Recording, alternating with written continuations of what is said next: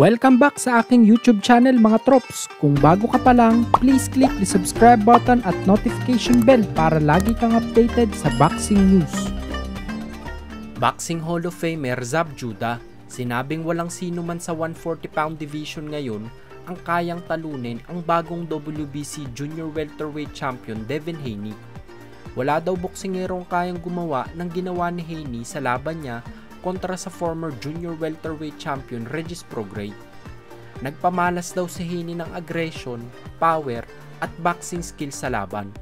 Masyado daw dinumina ni Haney si Prograis at nagawa pa itong ma-knockdown, given the fact nakakaakit lang nito mula sa mas mababang dibisyon. Sa ngayon daw ay walang makakatalo kay Haney sa dibisyon na ito, kaya kung sino man ang gustong labanan ni Haney ay iyon daw ang susundin ng kanilang team. Sa kabilang dako naman po tayo, WBA Junior Welterweight Champion Rolando Romero at former WBC Junior Welterweight Champion Regis Prograis nagpalitan ng asaran sa social media. Dahil nga po sa pagkatalo ni Prograis sa bagong kampiyon na si Devin Haney, ay nasabi ni Romero kung bakit hindi siya ginustong kalabanin nito.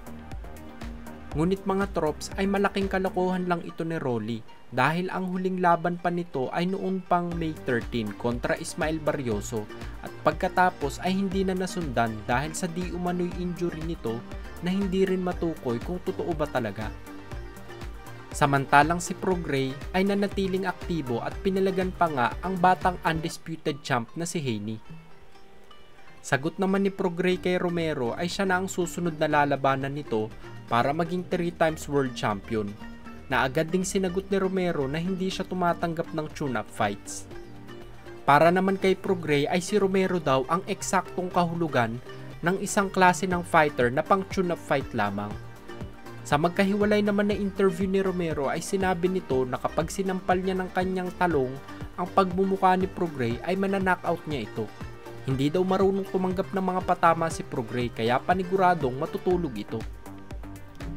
Sa huling balita ng mga trops, 4 Division World Champion Adrian Broner nagsabing handang-handa na sa susunod niyang laban.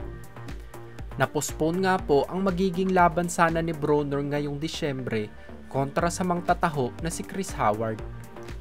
Sa ngayon ay wala pang nakakasang laban si Broner, ngunit nagbitaw ito ng salita na handa na siyang lumaban anytime. Tuloy-tuloy pa rin daw siyang nagtitraining at niluluto na ang sunod na magiging laban.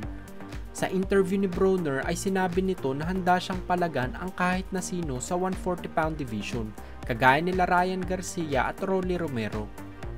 Bale mga trops ay kinakailangang magbawas pa ng timbang ni Broner from 147-pound to 140-pound, nang sa ganon ay maisakatuparan ang mga big fights na ito. Kung nagustuhan nyo ang balita na yun mga trops, bigyan nyo naman ako ng isang suntok sa like button dyan. Shoutout muna tayo sa mga pogi nating mga trops.